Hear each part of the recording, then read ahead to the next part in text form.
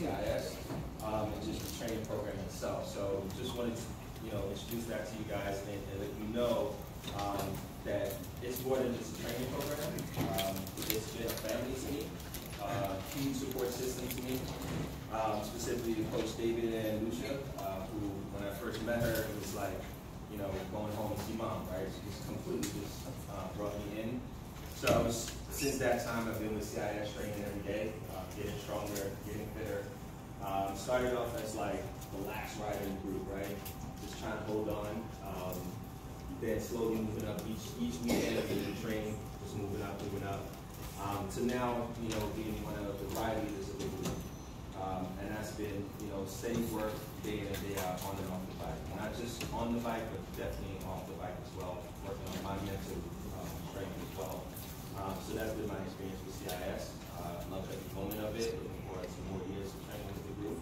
And hope to see many of your faces as well. But also, just wanted, again, to get to know the group in here. How many of you have been riding your bike? And how many years you've been riding your bike for 1 year, less than a year? So show of hands. All right. How many have been riding their bike for 1 to 3 years? Okay. All right. 5 to 10? Okay, all right. More than 10? All right. How many of you have actually been training on a training program and riding your bike? Okay. Recently? Recently is good? No? Okay. How many of you have been racing? Any races in here? All right. So, the thing I love about CIS is, it doesn't matter the riding level that you're at. Everyone can learn something, everyone can grow. From the racers to the novice riders, you all can grow and learn something different every time you get on the bike, right? And also with the group that we've come together in CIS. So, just want you to let you know that this is the experience that you're going to have. It's not just about riding a bike, it's more than that. And so, as you begin to embark on this program and learn more about CIS, you start to understand the little things that you don't normally think about on the bike every day, right? Certain things like pedaling, how to pedal, how to ride, those type of things. So you'll get to see a lot of that. You get to learn a lot of that today. Please take a lot of notes. Please take a lot of questions. And without further ado, I'd like to introduce Coach David Lisco, founder of CIS Training Systems.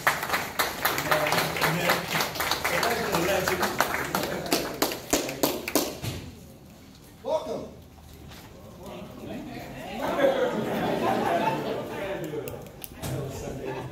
We know it's Sunday. Oh, sorry. How you doing? All right. Welcome. A couple things before we get started. There's some packets in front of you that I'd like for you to turn over, because we're going to go to a little class today. I'm going to teach you something. All right? So if you look at your pamphlet, everybody have that in front of them? Everybody have their pen? Okay, notes. Corey, nice to meet you. See, I remember the face from the Strava thing over. I've never met him. A couple things before we get started. Now, if I'm sitting in this seat, I'm probably thinking, or you're thinking the same, you're like, okay, what is this guy from New York City going to tell me that I don't already know about cycling? Right? You're probably thinking that. So I'm going to answer that for you. That's one. Number two, why CIS is so different than any other program or any other coaching platform or coach for that matter. You could be thinking that too. Thirdly, you could be thinking, well, why should I care about improving cycling performance? Why should I care? Does that make sense? I mean, you could be having some other questions as well. And make sure you write them down, because I want to take questions after our conversation on the things that you want to know. That's why we came down. So, in your presentation, I'm going to not really read from this, but if folks, I don't pick on people, but I might call on you on the right-hand side, so just, it's okay. All right, I like the hat, by the way. So, on your presentation, so there are 6 principles of cycling training and development. So, one of the things that we want to talk about is, what are these key things and what do they actually mean?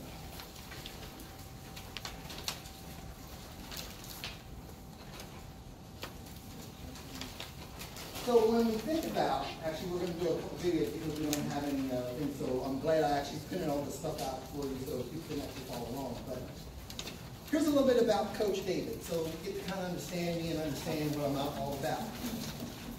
I started cycling back in 1993. I've been doing this a lot. Based around a lot of things that I was doing in martial arts training as well. So it wasn't just about cycling, it was about development. So what I learned in martial arts was the fact that, okay, how can I take these skills that I've learned in martial arts and parlay those into cycling? Because a lot of that is based around body mechanics and agility and control. That's what martial artists do. Dan is a martial artist as well. And he's a member of my program. Oh, by the way, before I go anywhere, folks that are on CIS training systems, raise your hand and stand up. Okay? If you've ridden with these ladies and these folks, have you ridden with them before? Mm-hmm.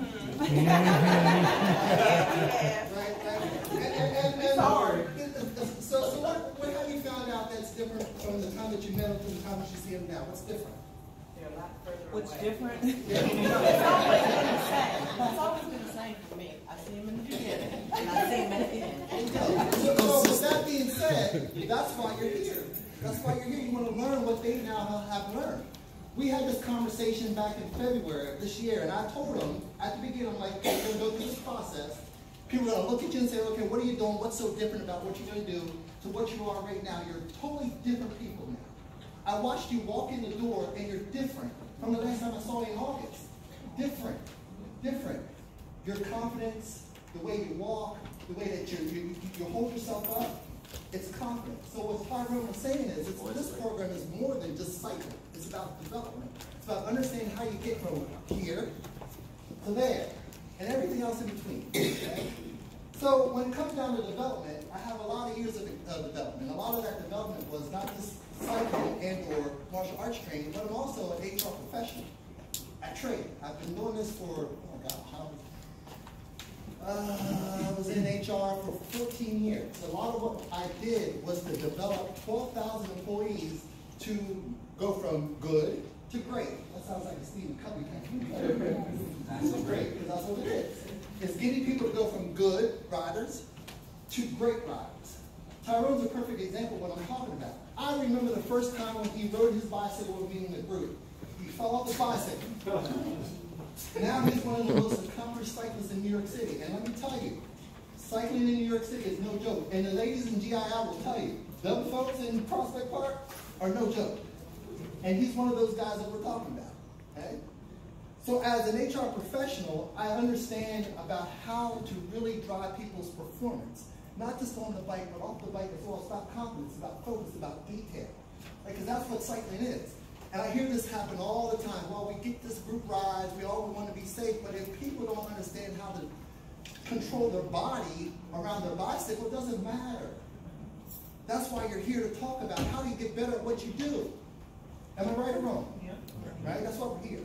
Well, good morning. Thanks for coming and sit up front. Okay, good. There you go. Sit up front. What's your name? George. All right, it's your presentation today. All right,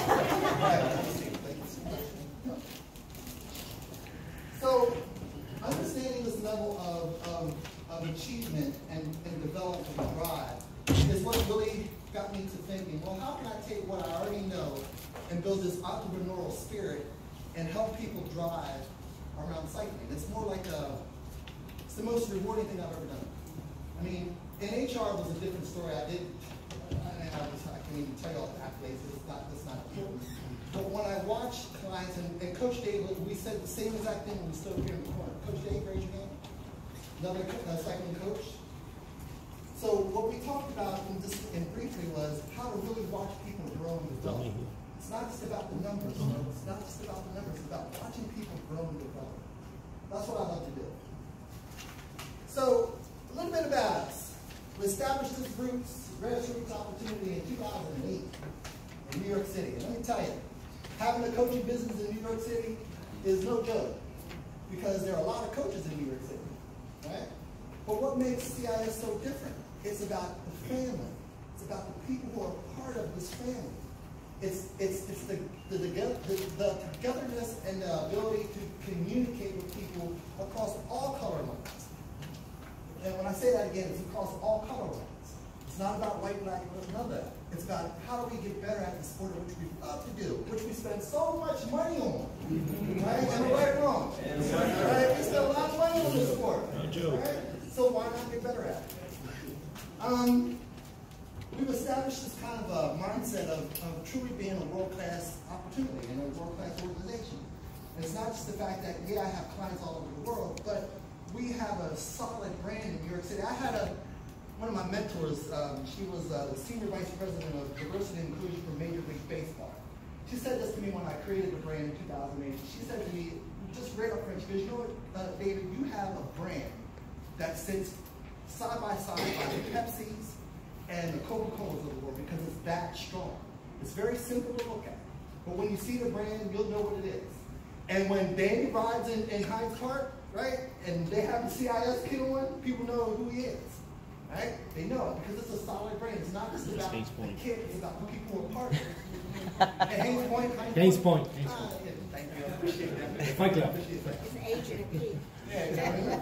So thirdly, we incorporate, now this is the other side, we incorporate the science of cycling with the art of professional coaching. Now if you want to know numbers, and Coach David and I, we talk about, we talk numbers too, but there's also another part of this. It's also about the art of professional coaching. It's an art. It's a way of getting people to break down barriers and achieve performance. Because at the end of the day, that's what it is. If you're only so focused on what the numbers are, and you're not focused on how to build efficiency and control and body control, doesn't matter how many numbers you put out, how much power you put out. If you can't ride your bicycle, if you're not safe in a group, doesn't matter, folks. Doesn't matter. I'm a proficient. I've talked to him blue in the face. And when the ladies came over to New York City and we talked about development in Prospect Park, it's the thing that we came away was how much confidence do you have on the bike, because it's an extension of you. If you can't control that bicycle, it doesn't matter. So part of what we're going to learn today is about skill development. So next slide. What is our true mission? Talked about before. It's to break down the barriers that impede performance. A lot of organizations talk about what they do. I talk about why I do it. Because that's the core of me, is to get people to really break down these barriers. How we do it is effective coaching. We're good coaches. I think we're pretty effective coaches. And it's not just me. I have 6 other coaches that do this with me. I have one in Virginia. I have one in Italy. And I have the rest are in New York City. And we're really good at what we do. Why? Because we understand people. We understand people. We just happen to ride our bikes well. Secondly, we use very simple to use tools. So who's a professional in the room? Professional, right? I mean professional, like we have professional jobs. I would hope so. Right? I would hope so. Professional. Right? So my theory is this. I say it this way.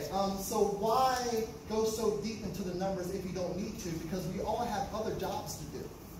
Right? We always want to try to do the thing that's the simplest thing that gives the best impact. So my theory is provide simple to use tools to impede, that do not impede performance. So one thing Coach has said to me was, to make me better as a better cyclist, he was like, if you go to work, be the best you can be at work. All the time, in everything you do. If you're copying the pit, be the best copy of the pit in the individual. If you're carrying whatever it is in the office, be the best you can be. And what that did for me, it started having me think about, how can I be better on the bike? So it started transcending back and forth. Like, okay, if I'm doing well at work, I'm doing well at home, everything has to be in line. Because when you're training, you want to be focused, but other things distract you, right? So now your coach said, well, be good at those things. Once those things are in place, then get on the bike. And that's been working. It's been great. So, and it's unique, like when I'm working with Tyrone, I'm working with everybody, but Tyrone specifically he's a martial artist at trade, so he understands this connection behind performance and understanding body control.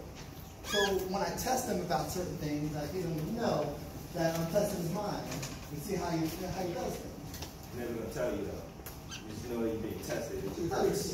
So what was today? What did I say today? I said you didn't get the open. Right. The open. He didn't know that until an hour ago. Yeah. And that's part of his development. That's part of, understanding how to give a presentation in front of people. Right? And understand and be sure about what you already know how to do. And then what we do in this program is provide this holistic approach to training and development. But here's the thing. Now, Africa, I told you I'd pick on you. I told you I'd call on you. Right? I'm not going to say this, but here's what Africa, this is so cool when we worked together in New York City.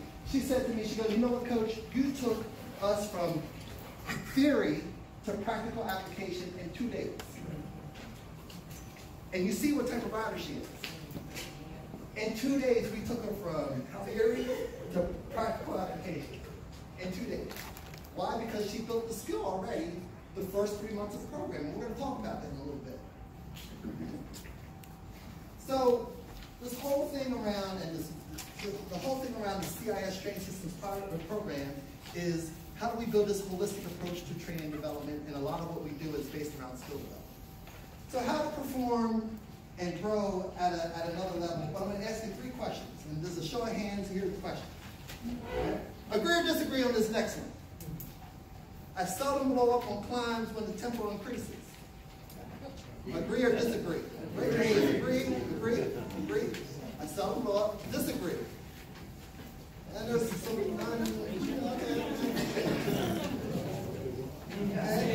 Here's one for you. I can spin in excesses of cadence of 120 plus RPMs. Okay. Let's put something else behind it. Without bouncing. Can you do that? Can you do it? Good. Who has a difficulty doing that? A lot of people do. And I'll tell you why in a few minutes. I'm capable of suffering at high levels of relentless stress at long periods of time. Right? Who can do that? Right. So I say that to say this. There's a reason for this. There are 3 disciplines in cycling. There are 3. There's climbing, which is the ability to understand pacing and cadence control, gearing, agility, coordination, and body control to minimize fatigue. Now here's, and I think Coach and I can agree on this, is we hear this all the time. People ask, well, I want to climb better. Well, the one thing you have to remember is minimize the fatigue. Number 1, minimize it. Okay, technique aside, but if you haven't built muscular endurance and agility and control and coordination, climbing becomes a difficult issue to come along with. That's the first thing.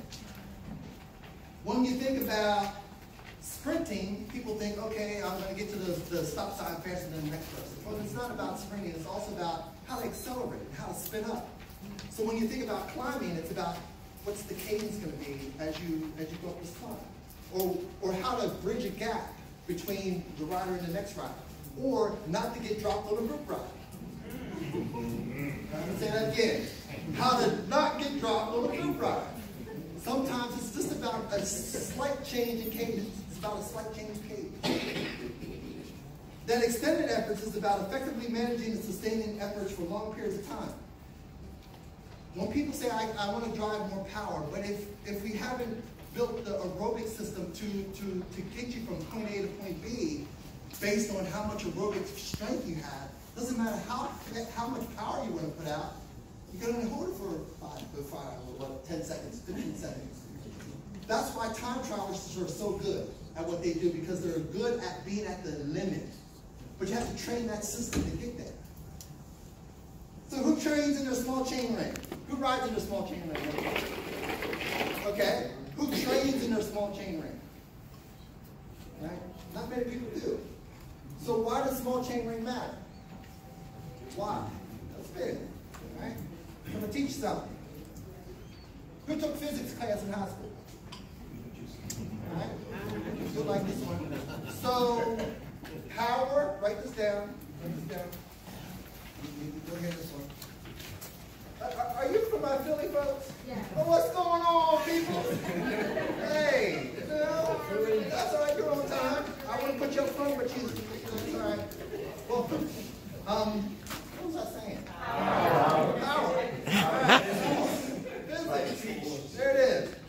Power equals force times velocity. He's shaking his head like, yeah, you're right. What's your name back there? What's your name? Dan. Ryan. What's your name? Ryan. Nice to meet you. I like that hat, by the way. So why do I say that? Power equals force times velocity. So when people say they want to drive more power, it depends on what cadence you select. And what gearing you select will determine how fast you go. Does that make sense? So when you think about small chain ring development, it's also about how to build more muscle recruitment, right? It's about muscle recruitment. It's about the ability to change the phase between fast twitch and slow twitch muscle fiber. People say to me, oh, I'm a fast twitch person, I'm a slow twitch person. If you train those systems effectively, you can build both systems. Does that make sense? So there's a, yes? So not everybody has fast twitch muscle. You're right. But you can train them. You can train them. You can train them. And a lot of it is based around cadence. So what do people think that 90 RPMs is the golden rule? Everybody say that? Like 90 plus RPMs is the golden rule? Right? What if I was to tell you that 50 to 120 plus RPMs is the standard rule? Would that make more sense? Makes more sense. Makes more sense. Why? Why do you think that is? Say it again? Various people have various ranges of muscle twitch. Absolutely. And how do you ride over varying terrain? Because you will have to do that over that terrain. So it's not 90 plus RPM. It could be 50 to 70. It could be 83 to 89. It could be anything. But if you only train 90 plus RPMs, you can't go to the other levels if you need them when it comes to going through this terrain. Especially in New York City. It's not flat. People think it's flat. It's not flat. It's very hilly, especially up in the Bronx. Very hilly. So when you think about the small chain ring development and does it really matter, here's one thing I want to kind of talk about is it creates a neuromuscular connection between the brain and the working muscles. So do people know what synapses are? Yes. Synapses, right? The amount of energy or information being passed from the brain to the working muscles. Once they get wider, they're passing more information, you're able to snap. You're able to respond more and more and more. When an acceleration goes up the front or a gap that you want to close, if you haven't trained that system, what's up, Effie? There she is. What's going on? I've seen her change. But here's the thing, she was only with me for a weekend. No, I've seen her change a lot more than Yeah, it was just in the weekend. She came to my cycling tour from Vermont, and she did an amazing job. Amazing job. Welcome. Welcome. So, lastly, it's about to build explosive power. So, sprinting up a hill, catching a group. What else do you want to say? Closing a gap. Recovering while you're in the group. Absolutely. Explosive power. Small chain ring builds explosive power. Also, it makes your big chain ring even better. It makes it better. It makes it smoother. And folks, it's not about mashing pedals. It's not about that.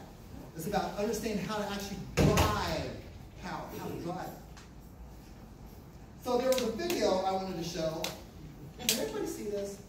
No. Can everybody see that? Maybe up front. I was going to show you a video, but since we can't do this was a video of the GII ladies at Prospect Park. And when I say building explosive power, we did a 2-minute segment where I think it was like 29 to 32 miles an hour for 2 minutes. And they were faster than I was, based around the training that they've done. And a lot of it's based on explosive power, about being able to pedal well. And you were actually off the front. We were trying to chase you. Okay, we're trying to chase you. But explosive power is important. Yeah. So here's my question. Now we're going to get into the core of what we're going to talk about today. Is this. Who knows the story of the 3 little pigs?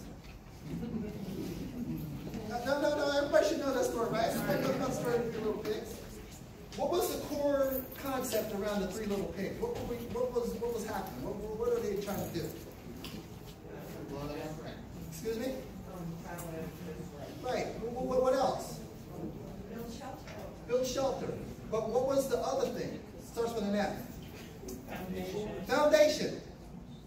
So what we want to try to do is we want to try to figure out how to build the strongest foundation, period. So 80% of what you do in training is the following. Endurance, cardiovascular fitness with heart rate control. Who trains with a heart rate monitor? Good. Do you know what your heart rate levels are? Do you train with them? Good.